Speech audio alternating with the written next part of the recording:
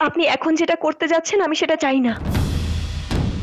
আমি চাই না মৌলিক দাদার সাথে আপনি সেই সব আবার করুন যা আগের বার করেছিলেন। এতে সমস্যার সমাধান হবে না। মানে বিষয়গুলো আমার তোর থেকে শিখতে হবে নাকি, যে একজন বাবাকে কি করতে হবে আর কি কি করতে হবে না? আমরা যখন ছোট ছিলাম দাদু তখন আমাদেরকে বকতেন, কিন্তু আমরা যখন বড় হয়ে গেলাম দাদু তখন আমাদের বকা বন্ধ করে দিলেন। দাদু বলতেন, যখন বাচ্চারা বড় হয়ে যায় তখন ভয় আর কাজ করে না। ভয় ভুলকে আটকাতে পারে কিন্তু বন্ধ করতে পারে না, আর যখন ভয় চলে যায় তখন ভুল আবার ফিরে আসে। মৌলিক দাদার এই নেশা করাটা ওনার অভ্যেস হয়ে গেছে।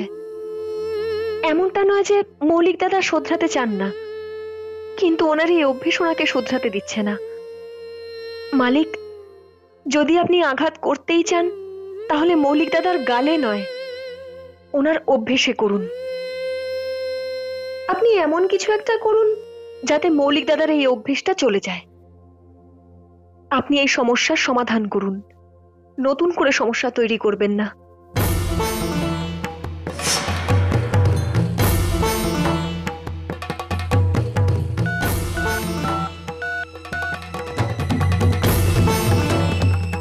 পিনাকি,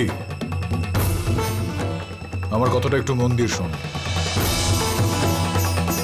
শোন মধু, তুই আজকে কিচেনের কোনো কাজ করবি না। আজকে আমার বৌমা এই ঘরের লক্ষ্মী, এই বাড়ির অন্নপূর্ণা, সব কাজ করবে। হ্যাঁ, আমায় ডাকলে মা?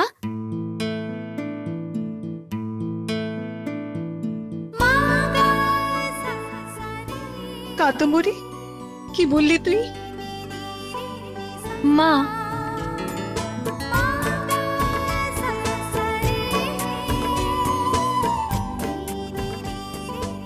তুই জানিস না আমি কত খুশি আজকে তোর মুখে মা ডাক শুনে।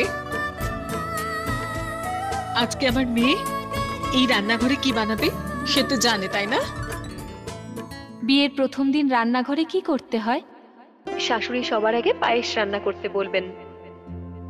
কিন্তু আমি তো পায়েস বানাতে পারি না। কি কাদম্বরী, তুমি এত বড় হয়ে গেছো আর তুমি পায়েস বানাতে জানো না? আজ পর্যন্ত রান্নাঘরে চম্পাকলি আর শম্পুই সবকিছু করেছে, আমি তো রান্নাঘরে ঢুকিইনি। পায়েস আমি কি করে বানাতে পারবো? তুমি আমায় শিখিয়ে দেবে?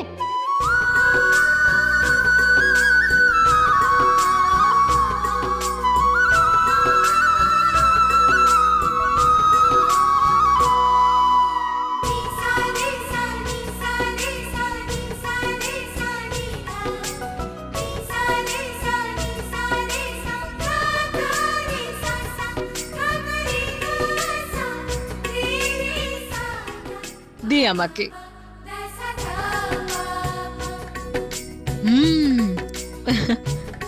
দারুণ বানিয়েছিস কাদ্দু।